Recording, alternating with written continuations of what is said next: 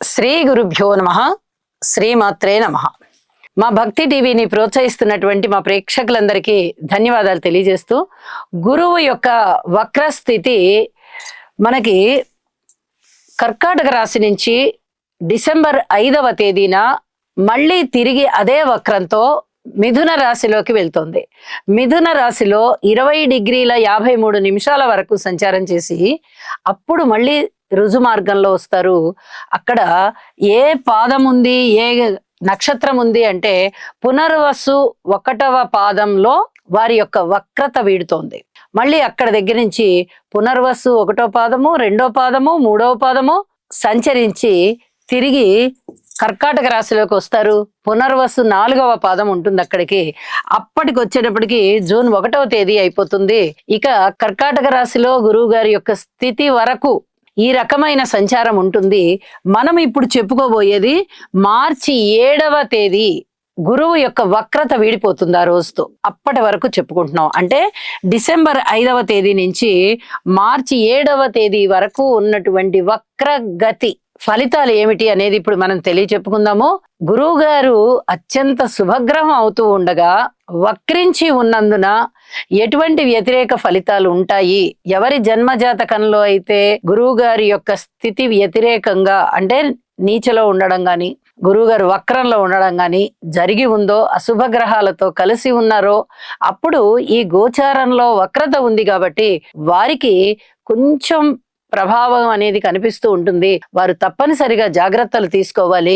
గురు సేవ చేయడము, ఆలయ సేవ చేయడము, తల్లిదండ్రులకి సేవ చేయడము, శనగలు, పసుపు ఇత్యాదివి దానం చేయడము, ఇలాంటివన్నీ చేయడం చాలా చాలా మంచిది అని చెప్పి తెలియజేస్తూ ఉన్నాను.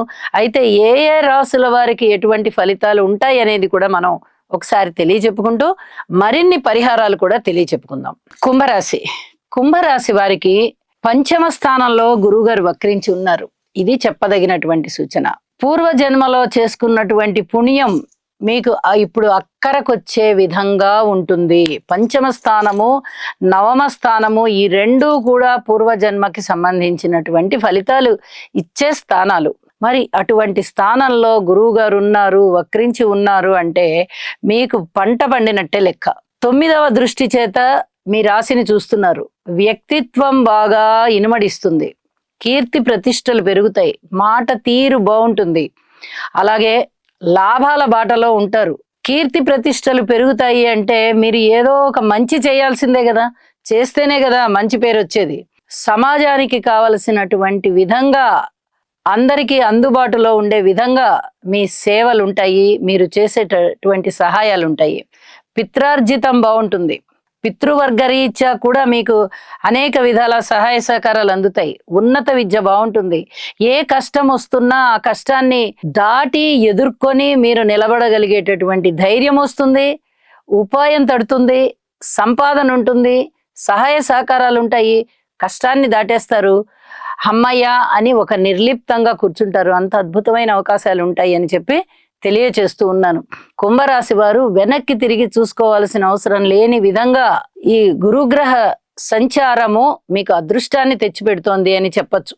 కాబట్టి గురువు గారికి మీరు ఏమి చేయగలరో అవి చెయ్యండి. కృతజ్ఞతాపూర్వకంగా చేసేటటువంటి సేవలు చాలా గొప్ప అదృష్టాన్ని తెచ్చిస్తాయి. ఏమి ఆశించట్లా, మీరు అన్ని వారు ఇచ్చేస్తున్నారు. సంతానాన్ని ఇస్తున్నారు, ధనాన్ని ఇస్తున్నారు, కీర్తి ప్రతిష్టలను ఇస్తున్నారు, విద్యని ఇస్తున్నారు, శుభకార్యాలను ఇస్తున్నారు. ఇంకా మీరు ఏమి అడగట్లేదు ఆయన్ని. నాకు అన్ని ఇస్తున్నందుకు నేను కృతజ్ఞత చెప్తున్నాను అని మీరు చక్కగా ఈ స్తోత్ర పారాయణాలు చేస్తారు. ఇది మీకు చాలా అదృష్టవంతమైన విషయం అని చెప్పి తెలియజేస్తూ ఉన్నాను. చేయండి, యోగా చేయండి, చక్కటి సానుకూల పరిస్థితులు మీకు ఉంటాయి. మరింత ప్రశాంతత జీవితంతో ఉంటారు, మరింత అద్భుతంగా, ఉల్లాసంగా, ఉత్సాహంగా జీవితాన్ని కొనసాగిస్తారు. గురుగ్రహ సంచారము మీకు ఒక అదృష్టవంతమైనటువంటి విషయాన్ని ఇస్తోంది అని చెప్పి మీరు చాలా చాలా సంతోషిస్తారు. శుభం.